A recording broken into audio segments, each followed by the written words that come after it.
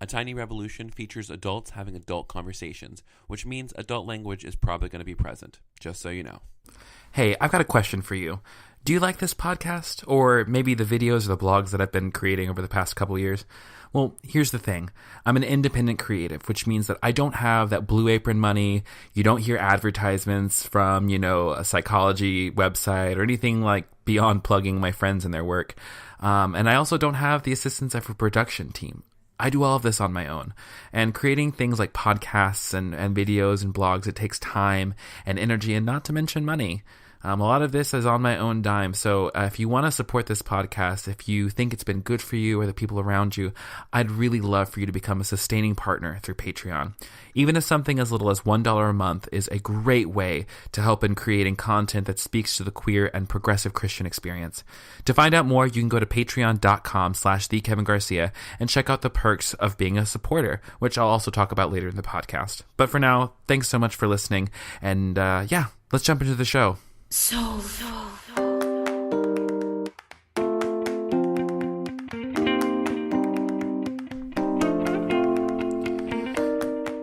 Hey there, my name is Mekhail Garcia, and this is A Tiny Revolution, a podcast featuring conversations with ordinary people living revolutionary lives. This is episode 39, and I am so glad you're here with me today. I don't really have much to say this week other than I feel like I'm finally back in like the creativity swing of things.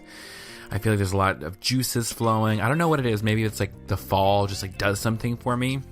It's finally chilly here in Atlanta, and I'm just full of inspiration and expectation of what God is doing. I've been feeling really encouraged as of late. Thank you to everybody who wished me well on my birthday. It was dope. And thank you to everyone who has been standing with me with some pretty hard news that I've gotten recently. If you're in my inner circle, you'll know about that, and you'll also hear about it today on the podcast. But before I get into the conversation, the only announcement I really have is that the applications for the Leadership Development Cohort for the Reformation Project, those are due, by the time you hear this, it'll be due on Wednesday, November 22nd, 2017. They're due at midnight. It's a pretty lengthy application, so you need to take some time to get in there and get it done, boo-boo. So if you're interested in growing your skills as an advocate for the LGBTQ community in your church or in just your local context, get it done. It's at reformationproject.org/TRPLead18. Now, on to the conversation. Today I have the pleasure of having founder of Church Clarity, George Mekhail on. George Mekhail is the Director of Innovation and Strategic Partnerships at the Riverside Church in New York City. After serving for a long time at a megachurch out on the West Coast, which he'll get into in this talk, George found a passion for churches being absolutely clear about their policies and positions concerning issues that many churches say are divisive, namely, and most notably as of late, policies surrounding LGBTQ inclusion and affirmation within the church. So together with a few of his friends, he launched Church Clarity, an organization dedicated to asking churches point blank, what is your policy? In this conversation, we talk about his personal history with this question, how he got to where he is, and we talk a little bit about my own journey and how a lack of clarity hurt me, my friends, and the witness of my local church. So go grab a cup of whatever you fancy and enjoy this conversation with my new friend, George Mekhail.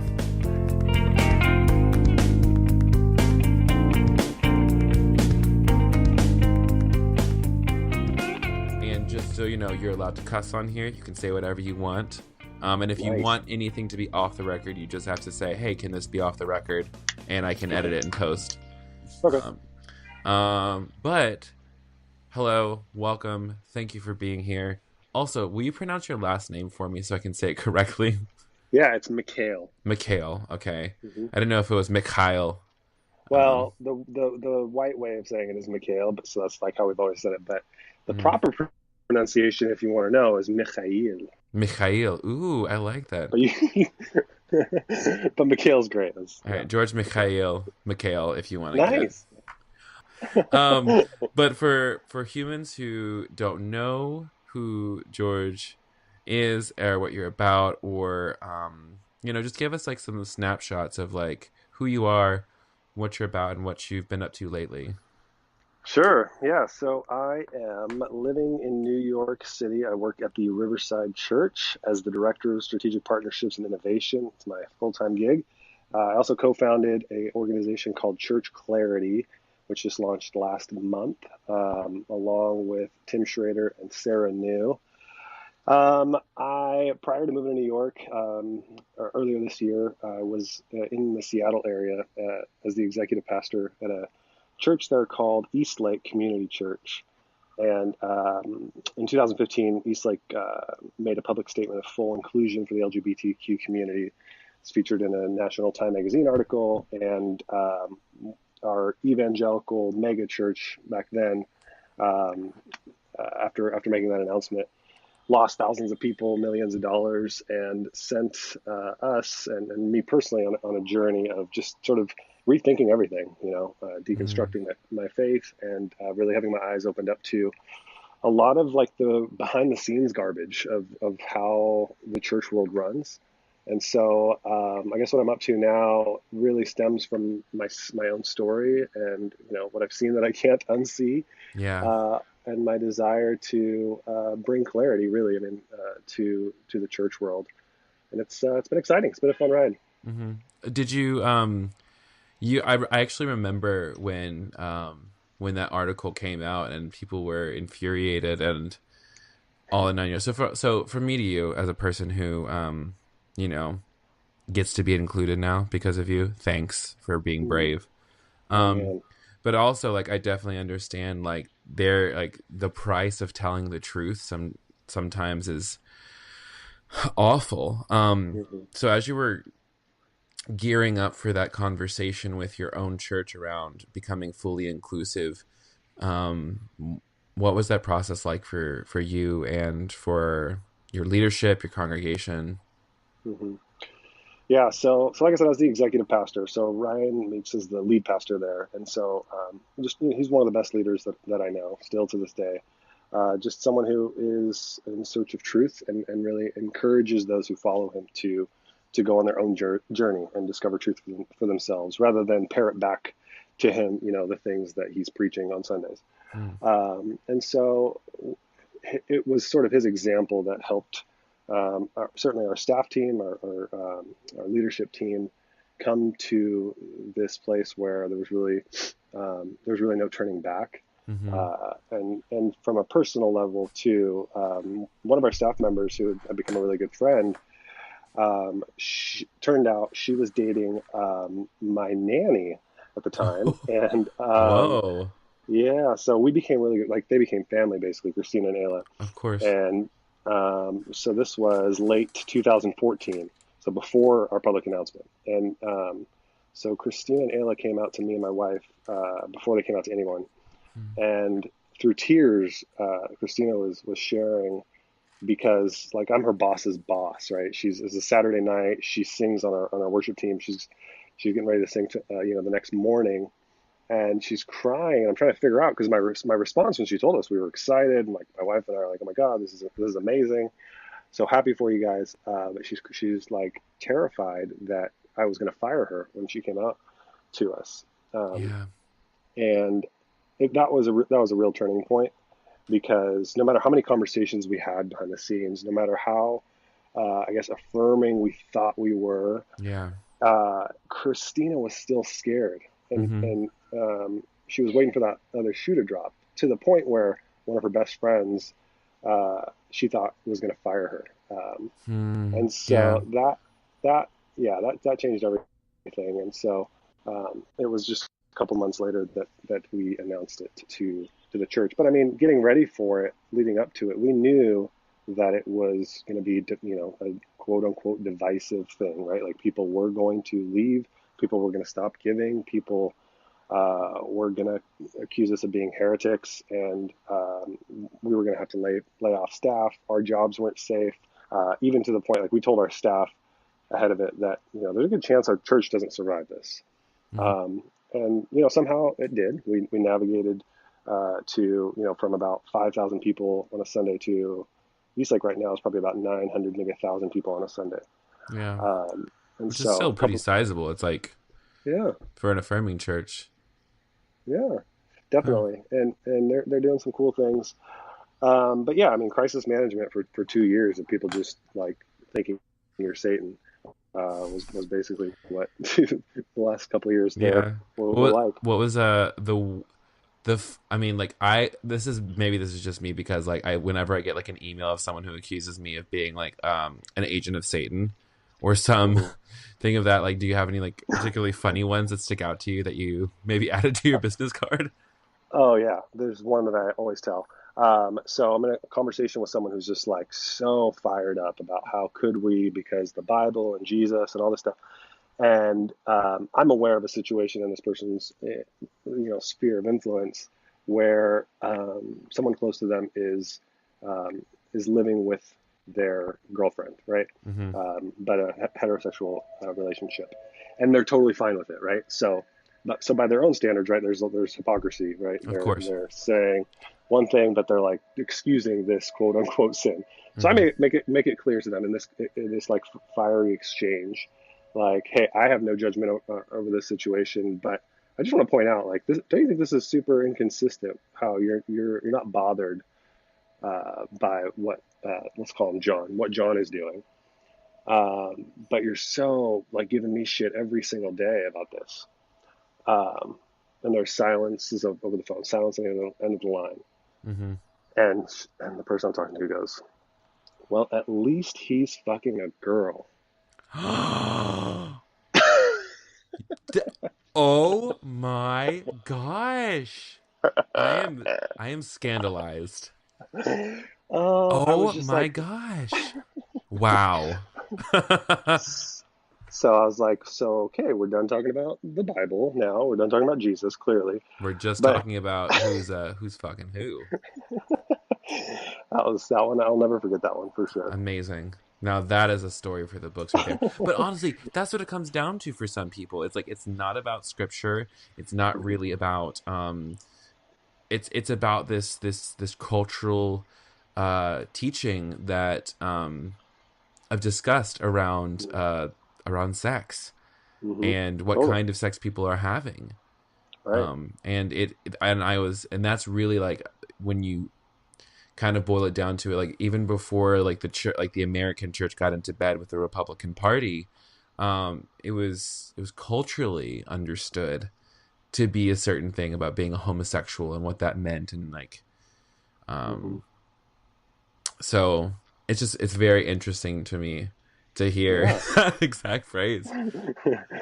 Yeah. I uh mean, she was honest, right? Like that's what she's like. That's ultimately what it boiled down to. And when we stripped it all away, and I guess in a moment of honesty, that's like she revealed that's what it came down what's good, clarity? That's what people need to do. Like, don't hate on me with your theology. Just tell me you think it's gross, and then like we can move on. Like that's what we really need.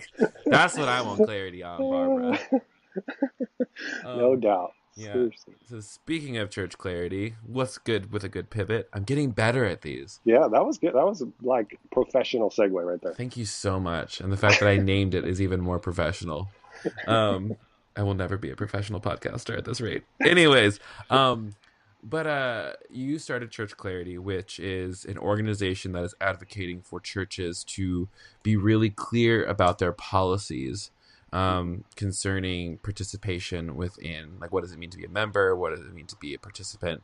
So could you just talk a little bit about the genesis of that? Because I obviously where it started with Eastlake, with your understanding need for clarity, but who did you find that wanted to partner with you, and how did this all get started up?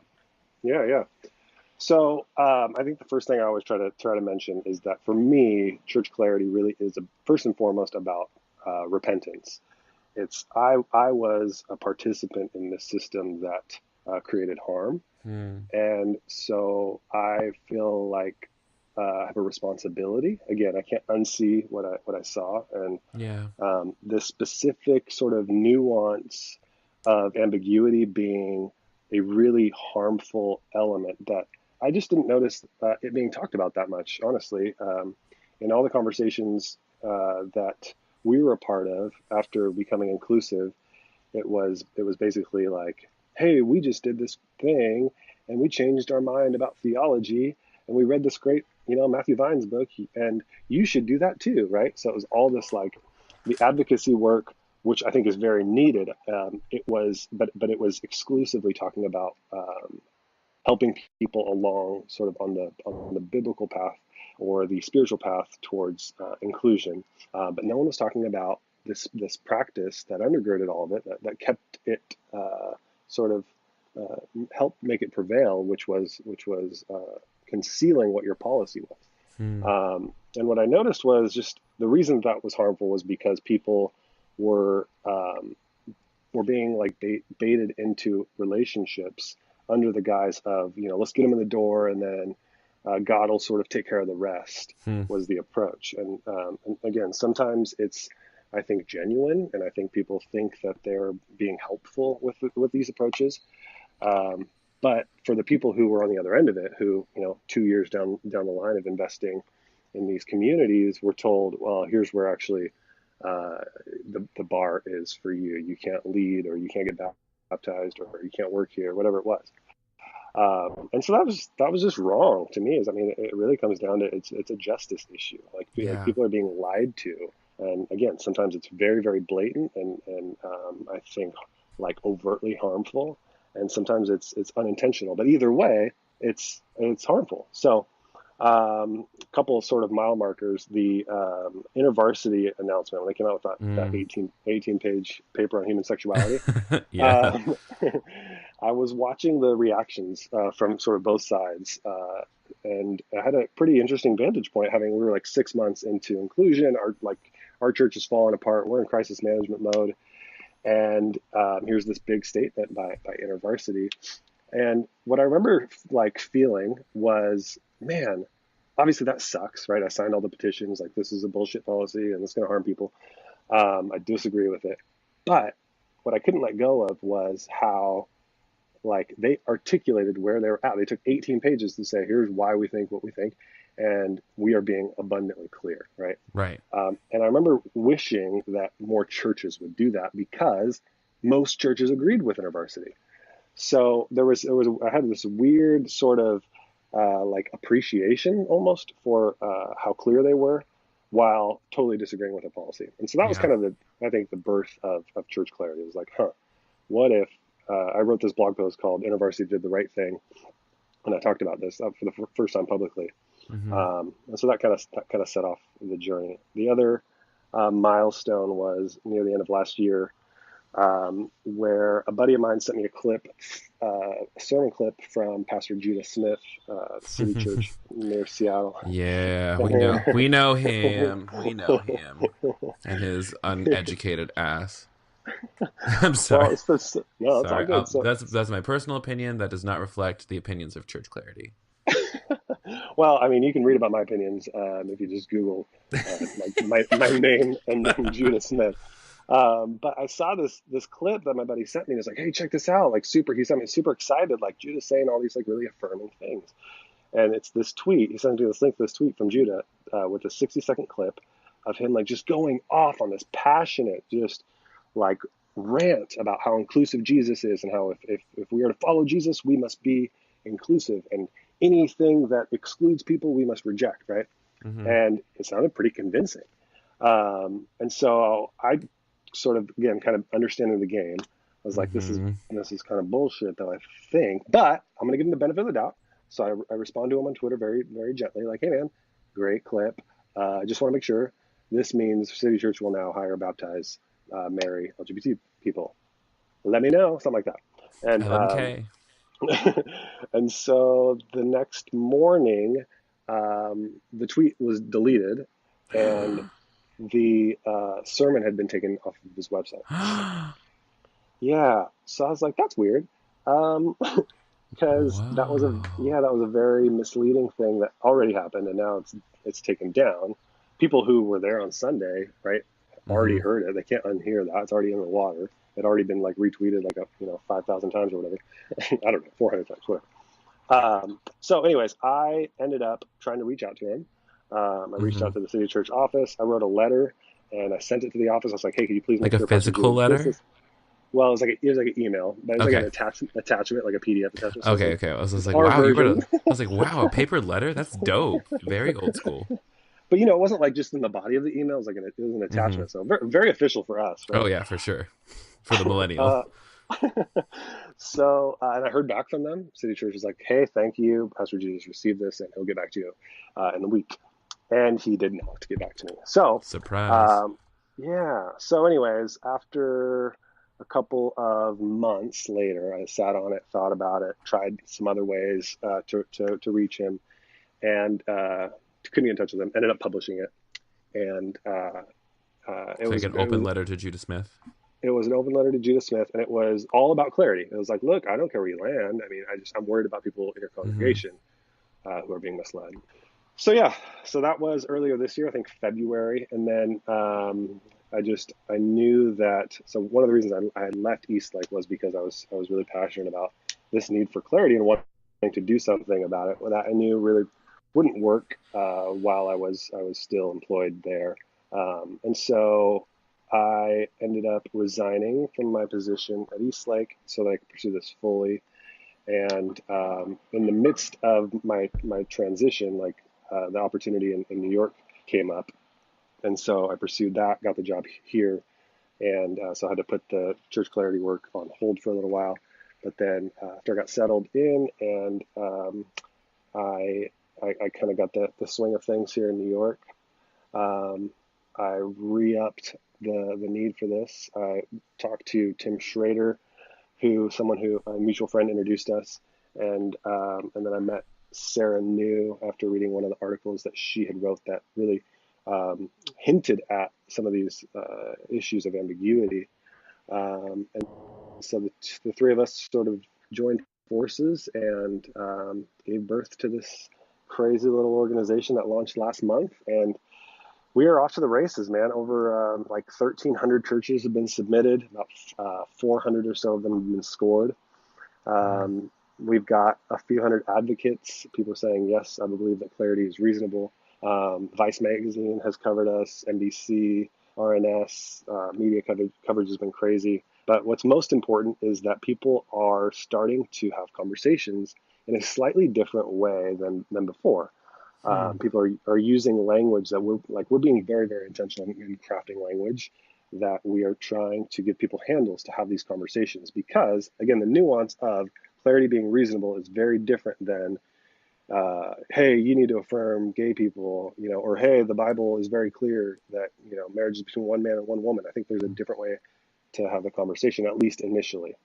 Right. So, Because I think a lot of times, I was talking with my friend Amelia, and she said, "Well, you know, you can't change policy until you know a policy." mm-hmm. And so, That's deep. even, I mean, yeah, it's true. Even in the most painful scenarios where church comes out as being non-affirming, um, and that, but then like part of my story, but just like the ability to have that power and that agency to say, now that I understand how I can participate in this church, how they view my orientation and or gender identity, um, I can now engage with Mm-hmm. this in a way that is consistent with my own spiritual beliefs, my own practices, and what I have the emotional capacity for, Mm-hmm. because the work of reforming a church or like trying to build bridges in a church is not for everyone. It's not for the faint of heart. And a lot of times, yeah, it's like it can be heartbreaking if you don't know what you're getting into. Yeah, no, you're absolutely right.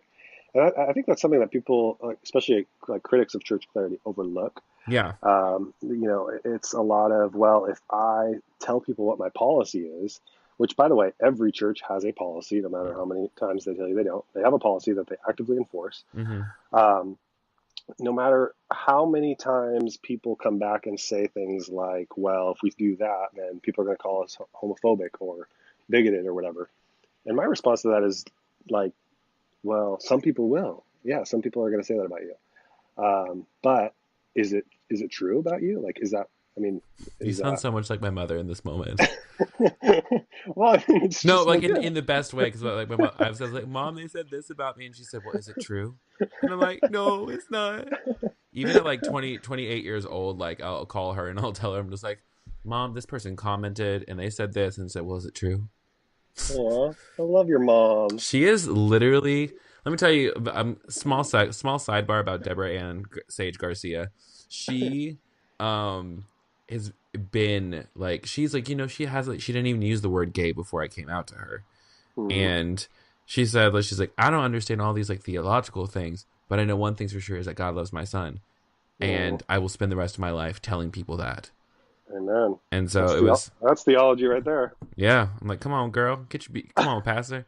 Um, but yeah, But jumping yeah, I mean, jumping back. the the whole thing is like, people are going to call you names, like just like when we told the truth about where we were at, people still call us apostate. Danny Burke wrote a whole article after we launched Church Clarity, and like named us specifically apostates.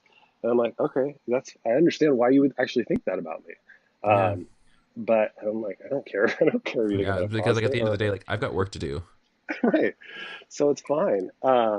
But yeah, the work inside the churches, like you're saying, I think it's going to be different for everyone when clarity Hmm. is delivered. Some people are going to want to stay in churches that are quote unquote non-affirming, even if they disagree with them. And some people are going to be like, all right, I'm out. Yeah, And that's okay. and there I was talking with Suan Shaw, Hmm. who was it Suan Shaw? I can't remember who it was. I think it was Suan, but she was saying that just like if you don't want to be called a non-affirming church, then you need to be doing the work with your LGBT people or your side B celibate gay Christians in your midst, and figure out language that works for you. Because right now we're working with what we've got. Because Yeah. right now there are not many churches, if any churches out there that I know of, who are doing who are allowing a lot of space for side B Christians and celibate gay Christians out there. They're not creating space for singleness. They're not making space for celibacy as a vocation. So it's one of these things where I was telling my own pastor is that if you are going to mandate celibacy or believe that celibacy is the best course of action for someone who is incapable of faithfully executing and being in a heterosexual relationship, you have to build space for that. You have to Hmm. decentralize heterosexual marriage and the nuclear family as the cornerstone of the church and put Jesus back in that spot. Hmm. That's good. Yeah, the whole fight over language is so interesting too because it's like some churches reject the label and they get defensive about being uh, scored non-affirming, and they don't realize like that when you espouse theology that calls people sinner, and you frame this as a lifestyle, and like all these ways that this theology harms and labels LGBTQ people. It's like I hate to like say it's like a taste of your own medicine because I don't think it's meant to be like mean in that way. But it is weird that they get defensive Hmm. when it's like you're doing that, but 10 times worse, like 100 times worse. Yeah, we could call you much worse than non-affirming, to be honest. Totally. Yeah. So Uh, what's specific? I know that you like. There's been a lot of the Preston sprinkles of the internet, like talking back and talking mhm. down about Church Clarity. But what's been like the main kind of pushback that you've said? Like, I think you said something about like there's like with people calling for unity of the body and Mhm. whatnot, and how that's like a false choice. Yeah, definitely. Well, first, let me address Preston specifically since you named him. I actually followed up with him, so I saw his Oh his God. tw his tweets and ended up having a Skype conversation with him that actually I felt like went really well. Good for you, Um, because if I ever yeah. talk to that man again, I'll tell you what, I'm gonna have fist cuffs with him. Well, I mean, we'll see sort of what his next thing is publicly, but I feel like we had a really good conversation. But all that to say, the most of the criticism I think is coming from people who are in positions of power and Hmm. pastors specifically. And yeah, it's a lot of this is divisive. How does this build up the body of Christ? What about Christian unity? These are the kind of things that we're hearing. So, I guess my response to that line of criticism is that I think there's a misconception about unity in the church right now. Mm. There's a false unity. We think we're unified, or people want to think that we're unified, but the reality is we're not, right? Like, Hmm. what makes a community um, unified, right? So, like, for instance, I think about even Eastlake. Hmm. When we knew that this was what we were going to do, immediately we could call to mind, okay, here's who the people we're going to lose. And naming that reality meant we were already divided, right? There were people that were not going to follow us where we knew we had to go. Hmm. Um, and so I think that's true across the board at all churches. Yes. And that's what's terrifying about clarity for a lot of people, is that clarity will it will reveal division. I don't think it creates division, but it exposes division that's already present in our churches. Hmm. Regardless of how it's delivered. If you deliver clarity and you say, we are now affirming, you will lose people who are going to be like, what about the Bible and what about Romans? And if you clarify your position as your policies as, we won't baptize, we won't hire, we won't marry LGBTQ people, you will lose people who thought you were more progressive than you actually are. Yeah.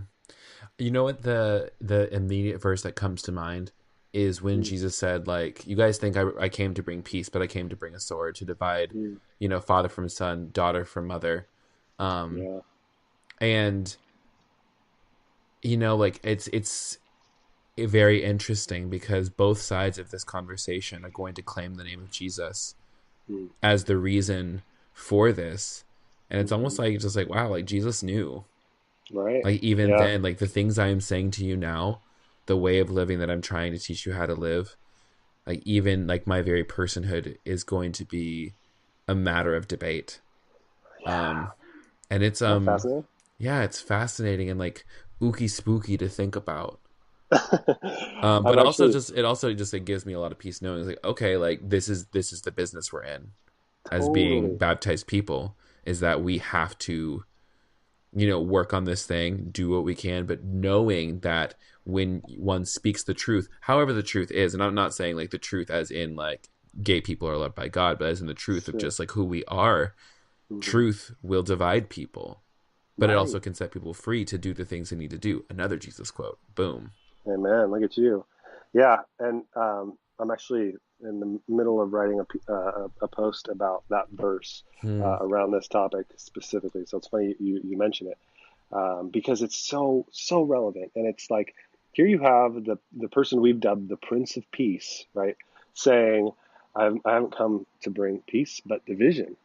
And then he goes off to list examples, right? Mother against daughter. And like he lists like 9 different examples of the types of division that he's bringing. Hmm. Um, and so I just think when people talk about, well, what about Christian unity or whatever, they conveniently skip this, like, I think really important passage, because he goes on to say, all right, after it, you can predict the weather patterns and all that kind of stuff, but you can't interpret the present time. Oof. And I think that's Oh, Jesus. so relevant for us right now, because that's what we're not doing. We're like, look around, yo, wake up. I mean, honestly, a big part of my journey that I left out was the election. When Trump got elected, for me, it was like, holy shit. And 81% of evangelicals Yeah. voted for him. Like, what the hell is going on? Why every day after that election is every evangelical leader like standing up, being as loud as they can, being like, "Yo, I don't know what happened, but 81% of us voted for Trump, and that's a big problem." I was genuinely confused, like, why that wasn't happening, why there wasn't more outrage Hmm. in leadership over this. And so, interpreting the times right now is like, this is like, we're in an urgent situation, and to me, clarity is reasonable is the phrase I keep going back to, because I'm like, we don't need, like, we're so far behind in all the work that we need to do. I'm like, Hmm. clarity is like step one, yo. Like, we got to get this done so then we can actually have some real conversations. So Yes. we're just behind. Yeah, I have remarked many times to people, I'm just like, if I could talk about anything else, I would, Yeah. because I I have so many more complex thoughts, and like, so like I love talking about like everything that I don't understand, and I love talking about, like, name 1,000 different things, and I could probably like write a sermon about them. But I can't talk about those things because I've got this big 3-letter word attached to me. Mm, Um that is going to get in the way of me trying to say anything. So until like we get past that, until like we can like name the things that like we actually believe and talk about, because that's the thing too, is like I tell people, like anytime I give like I'll do a workshop about like how to talk about LGBTQ inclusion in the Bible, or progressive theology. I always tell people, I'm just like, I do not care what you believe. I just want you to understand why you believe what you do. Yeah. Because that is half the battle. Because even within, and the problem is, people don't know what they believe. They don't know what their policies are. They don't understand how even unspoken things is going to affect somebody. And so being, and people are so afraid to like, oh, I don't want to upset anybody. It's like, well, honey, like, too late. Like the cards have been dealt, the chips are on the table, and you can either start speaking the truth, or you can, continue to operate in this ambiguity that is causing real harm to real people in real time. Yeah, man. And that's so insightful because, what you said about people don't know why they believe what they believe, or even what they believe, right? Mm-hmm. And a big part of this, the reason this is so harmful is because people aren't being led, right? Mm-hmm. So what you have is people making a lot of assumptions. Like some of the loudest people who are like anti-LGBTQ and like, keyboard warriors for Jesus, they're not being led. They go to these churches that are super ambiguous, and they assume, like some of the reactions to the Judah letter that was published, because it went a little bit viral, it got shared like 1,000 times, and people were, similar reactions to Church Clarity's launch. But what was fascinating were how many people on both sides who identified as, I go to Judah's church, and who were like, and Judah, of course, is affirming. And then on the other side, just as many people, I go to Judah's church, and of course he's never going to baptize a gay person. And that was just such an interesting thing to watch. Because that's a case study right there. Oh, for sure. Because it's like your people aren't being led. And actually, one of the catchphrases that Tim Schrader coined for Church Clarity is, where there is clarity, people flourish, which is a play on the Bible verse, where there is no vision, people die, or people cease, or like people wander. I can't remember the exact interpretation, but that's so true, right? Where there's no vision, where people don't know what the hell you're leading them or asking them to do. They just like they don't even know what you stand for. Yeah. God, it's like you've been reading my diary or been in the room with what's been going on with my church as of late. Oh man. Good God. You want to talk about it? I interview you for a little bit. It'd be kind of fun. Sure, if you want to, why not? Yeah, man. Tell me what. So you told me a little bit about it, but I'm curious. Like, what's the process been like? Well, it's. I mean, like, I couldn't actually tell you what the process was because the process happened behind closed doors. That's the thing that's the most frustrating about it. Is we have, I've been in conversation with like pastors and lay people and church administrators and the wives of the pastors to just like see like what's going on, like where do they land, where do they think, and because while the man might be the head of the household, the lady is the neck, and she can turn that head any way she wants to. That's right. That's a line from My Big Fat Greek Wedding. So, but it's been like this very intentional. Like when I first got taken off of leadership at my church, I was pretty frustrated. Like not even pretty frustrated. I was furious and heartbroken, and very much at the beginning stages of my own advocacy. So like it was almost like the years that I had spent repressing all of my anger kind of just like shot out all at once. And one blog I wrote that I still think is one of my favorites is just like it was called "I'm in an abusive relationship with my church." I remember reading that. And the thing I said was just like, if you tell somebody that you love them and you continue to hurt them, that is not that's not love. That's an abusive relationship. Wow. And I still stand by that. And it's just like, you can't really get around the truth of that. In my opinion, a lot of times I think there's a lot of well-meaning pastors out there who I also think like want to do the right thing, but Right. they're so tied up in money and in politics and in church polity and this commitment to wanting to have unity, like you said. So they operate in this ambiguous place that ends up hurting people in the end. And that is definitely what happened to me and is happening to my queer friends. Is that we're in this place of like we've been faithful. We showed up every week. We built community. We did what you said from the pulpit, which is like, build community, make disciples, love one another.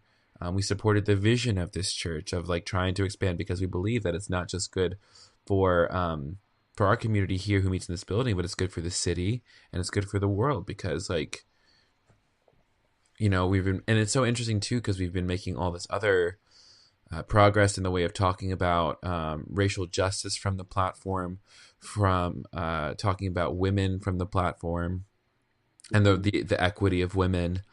And so it's just kind of one of those things because in my mind that the slippery slope idea, because like if you take that same lens that you look at racial justice with and say, oh, slavery is bad, women are equal, you automatically use that same lens on everything else that you're looking at, then it leads towards greater inclusion in my book. But it's not really a slippery slope. It's more of an arduous uphill battle with everything fighting against you.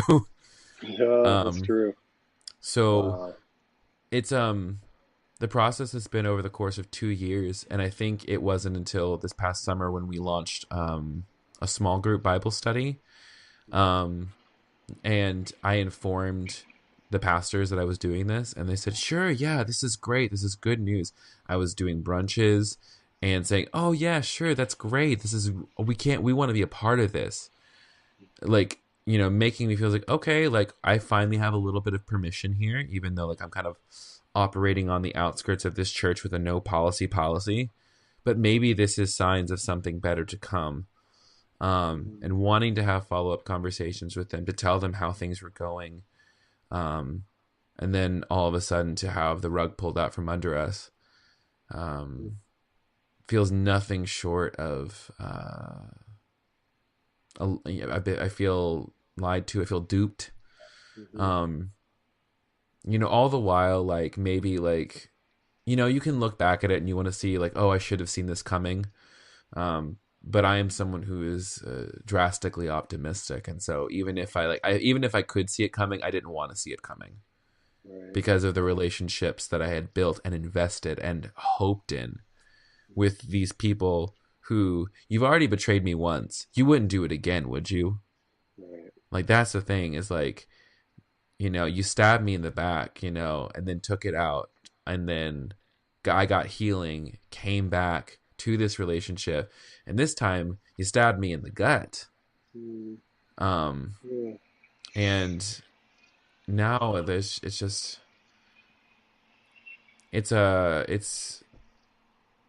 harmful, and it's gonna be one of those things that like on the one hand, like I knew when we started the small group that it was either going to be it was either going to be like we're gonna be let in. We're gonna start like this is going to like kickstart the actively discerning process for our church. And I thought it was going to be a community effort where, as a church, as a body, we're going to read the following things. We're going to hear the following stories. We're going to allow people of differing perspectives to have a voice in this conversation, which to me sounds like a pretty democratic and Christian way of going about it, of like trying to have civil discourse, trying to have relationships with people who are different from you in order to arrive at some form of consensus, or at least give it the old college go. But it wasn't. And what happened was that apparently the board of directors was having conversations on their own, not involving any queer people that are part of the congregation. And they just adopted the policy of the network of churches that we're a part of, which is small, conservative, and white, and male in their leadership. Jeez, man. And it's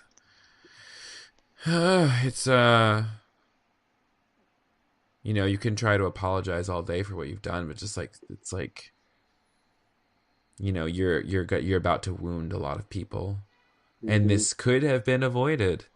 Mm-hmm. Had when I came to you 2 years ago, after you hurt one person, there should have been a policy, in my opinion. Right. And then I could have Yeah. saved 2 years of my life, because I can't get that time back.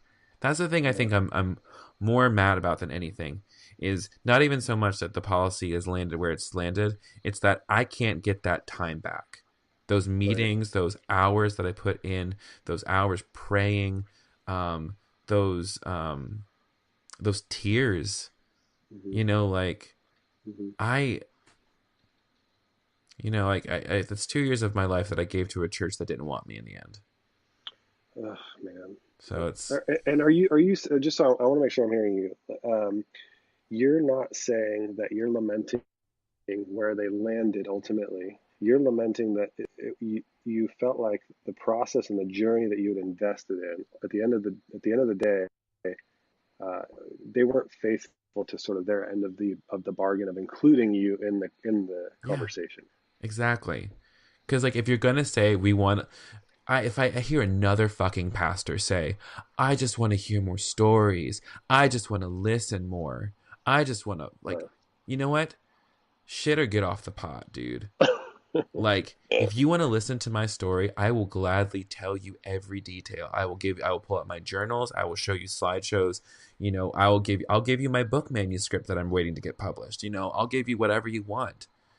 But yeah, the thing is just like, so many pastors are guilty of emotionally masturbating to the stories of marginalized people. They think just because they're listening to something, it absolves them of all their crime and their right, complicity in a system that harms people. And right, I think, um, again, clarity is reason, like, to say clarity is reasonable is like the most perfect thing. And I'm not even trying to blow smoke up your ass or like what y'all are no, doing, but just like, I think that if like this was something that could have happened 2 years ago, who knows? Who mm, knows how this could have played out differently? yeah. Um, but Well, like, man, it, but like, but to answer your question, yes, I like again, I don't care that they landed in a non-affirming place. I care that I was lied to. yeah, that makes sense. And as a pastor, any opportunity that I get to just say I'm sorry on behalf of churches and church leaders. Oh, Alexa heard me apologize and she just chimed in. Thank you, But Alexa. oh, she's not done. Um, but I'm sorry. Like I can hear your pain and what you're expressing and just the lament of 2 years of sort of spinning your wheels. And I don't think that what you had hoped for is crazy. You like you're saying, you knew what you had signed up for. You knew that they were sort of on a journey or in a process, and you decided to stay there, hoping that they would have some integrity, sort of when the Yeah. rubber met the road. And what's disappointing is that it feels. I think what it feels like is they never actually had an intention of going on an honest journey with you. Mm-hmm. Yeah. And that's another word that if I never have another pastor say, "Oh, we're on a journey." No, you're not. So if you want to get on your, if you want to go on a journey, saddle up your horses, baby. We got a trail to blaze. Does anyone Yeah. get that reference? Do you get it? No, I don't. I don't know. Oh, Sorry. was that one dude singer, something Chapman, Stephen Curtis Chapman? Stephen Oh Curtis yeah, no. Chapman has, go YouTube this after we hang up. It's called The Great Adventure, and it was a song that like as a young evangelical got me really fired up. It's like it's stupid. It's the video is so bad, but like it's like so the chorus is saddle up your horses, we got a trail to blaze through the wild blue yonder, God's amazing grace. Oh Let's yes, follow our that's leader into the glorious unknown. And I'm like, you know what? I'm for that. I am for great adventures with churches. But if you're going to do it, you need to saddle up your horses first. yeah, And if you don't want to go on that, be clear that you don't want to go on that. right. And then And I can go somewhere else and like waste my money and time. totally. Well, that's the reason for us creating actively discerning as a score, Mm-hmm. because we want to actually acknowledge that there are churches who do, like Eastlake did, and like Denver Community Church did, Mm-hmm. and like City Church in San Francisco did, and And Grace countless Point others. too, and Grace Point, absolutely, and Christ Church in Portland, like, and the list isn't super long. We could probably finish it here in like five more, but um, there there are churches that actually do go on an honest journey of inquiry, and they bring in guys like Matthew Vines, or they go to the GCN conferences, and they're actually like poring over, like, okay, have we did we get this right? Because maybe we're actually wrong about this. mm-hmm. Or Danny Cortez's story. It's just always been Yes. so powerful for me. But active discerning, what we're intentional about is, it's also ripe for abuse. Like this whole idea, Mm-hmm. well, we're on a journey. Well, no, you fucking aren't on a journey. Mm-hmm. You're just like trying to string this along for as long as you can. Because you But want to you're look good and you don't want to hurt anybody's feelings. right, right. And those are good intentions, and that's fine. But at the end of the day, like, if you're not willing to say, okay, we are on a journey, and by X date, we are going to deliver clarity one way or the other, Mm-hmm. then we're not going to score you active discerning. So we want an end date for your quote unquote journey. Yeah. But we do want to acknowledge that that is actually clear. When you publicly say, hey, listen, this is complicated. We live in some transitionary times in the world, and we are taking some intentional time as a leadership and as a community, and we're going to listen, and we're going to do some study, and we're going to pray. Great. That is clear. Thank you for being clear. And we look forward to you delivering your Yeah. policy statement. If not, like, bye. Oh my gosh. Yeah. Wow. Wow, Well, wow, wow. the other thing too that you remind me of when you're telling me your story about your church is, they're passionate about racial justice now. And that's great. My problem right now that I'm running into more and more is people, pastors specifically, that use that as a smokescreen Oh to my get out of gosh. talking about LGBTQ Mm-hmm. policy. And it's like, dude, you know what? I don't want to go to your social justice party if my LGBTQ friends aren't invited. It's Mm-hmm. just it's dishonest, and it's not. It's just it feels inauthentic to me. If it's inauthentic And and even it's if you are genuine, I was right? just gonna say, like, it's like it lacks like any sort of understanding of just like what intersectional justice actually looks like. Because what about your black queer people in your Mm-hmm, midst? What mm-hmm, about your gender minorities, your trans individuals, your non-binary individuals who are also of people of color. Like, are right, they included in your social justice right, or not? Because like that's an incomplete justice. exactly, exactly. And that's the other That's a good critique. metaphor. That's a good metaphor to say, like, it's like people will use that as a smokescreen.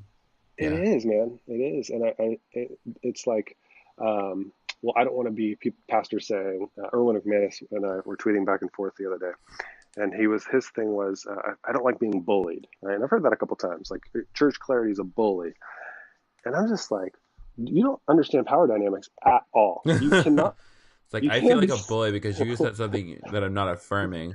Well, say then prove me otherwise, or say what you mean.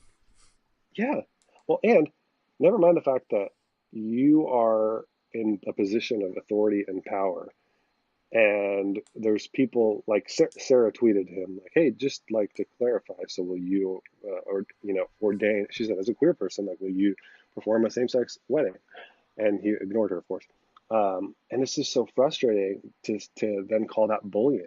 Like, you have the power to ignore, right? Mm-hmm. And that's Mm-hmm. that's that's the number one tactic that power uses, and oftentimes white privilege uses, right? Mm-hmm. We're just not going to answer questions, right? Like fake news, like let's discredit the media because they're asking too many questions. Ultimately, what that's about, and that's the playbook that a lot of Yeah. evangelical pastors use, is just avoidance in general. And then when someone asks them a couple questions, they're like, "You're bullying me," and I have no patience for that I'm like, anymore. if your skin is not thick enough to deal with somebody asking you a question, you're in the wrong business. Totally, Okay? totally.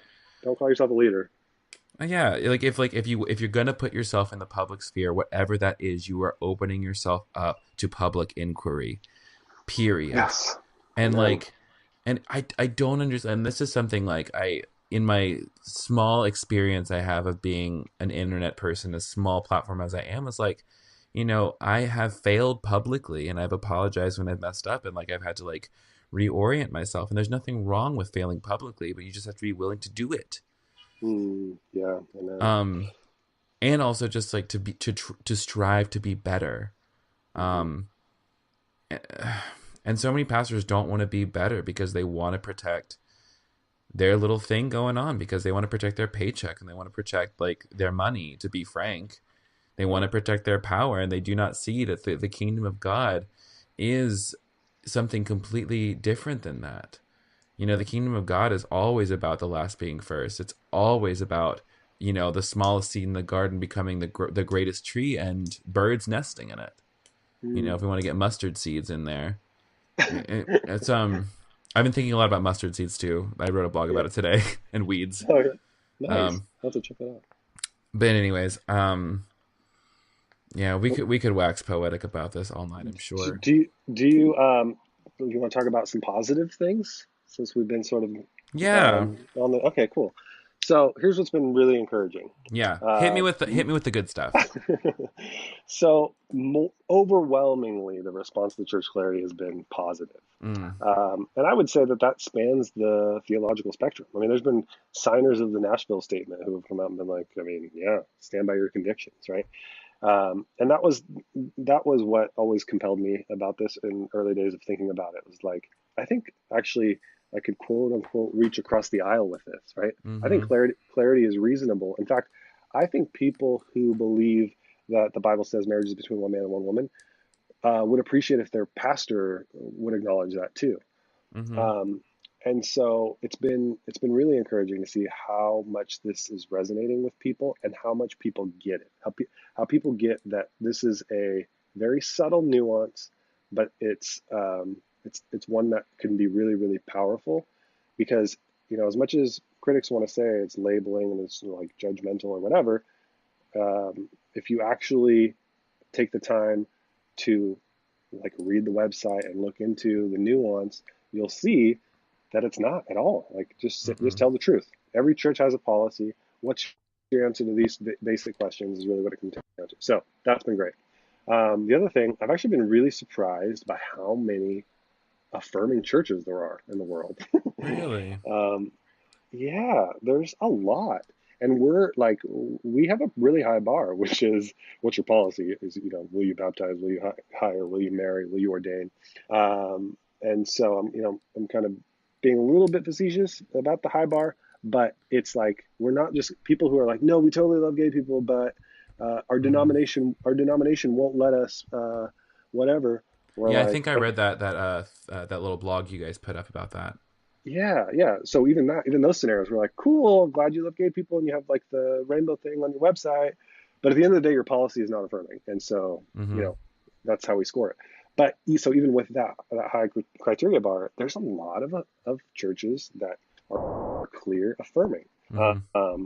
So that's been really cool. And then the other thing is just, again, the language. Watching the language just get into the water has been, for me, probably the most exciting part. Is when anytime I see someone like tweet actively enforced policy. It's a phrase that I've been obsessed with.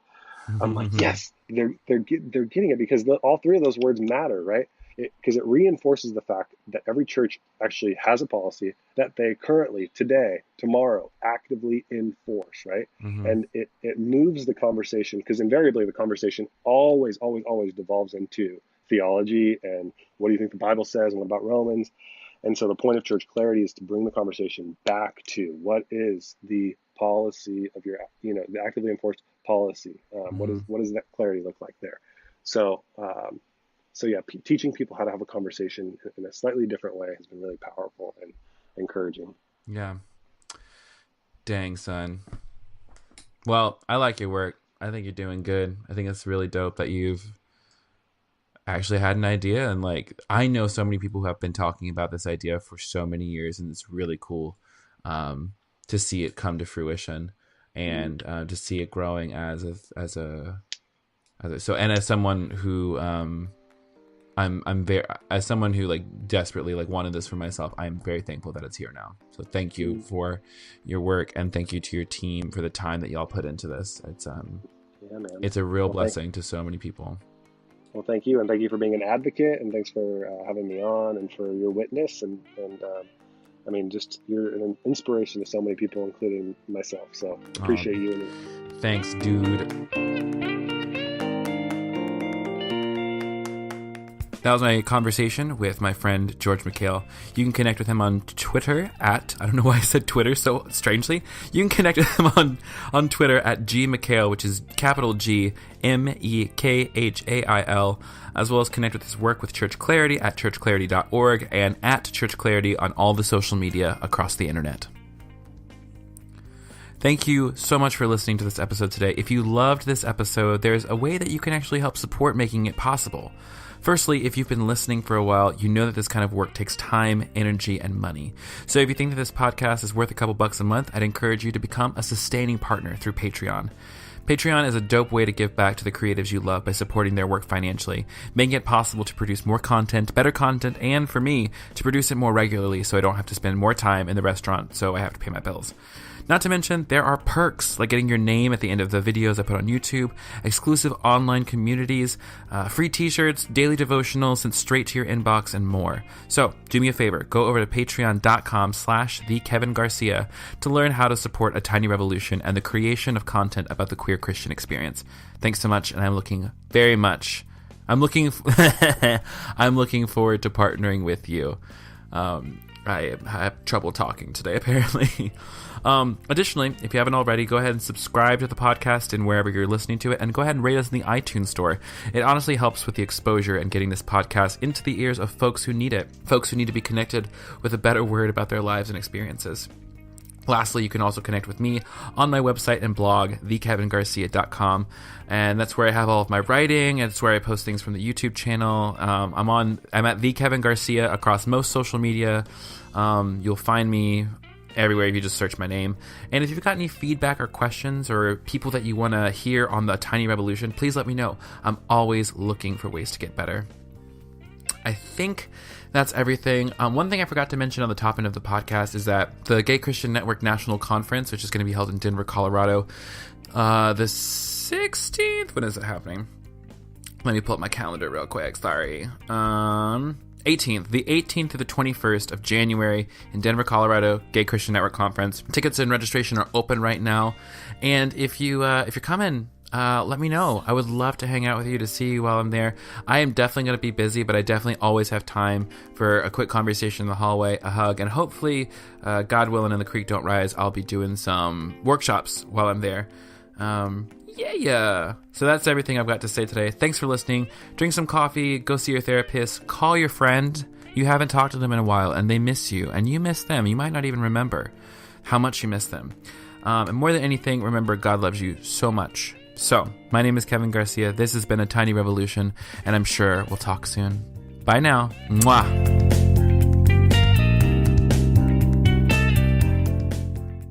Well, at least he's fucking a girl. Oh my gosh.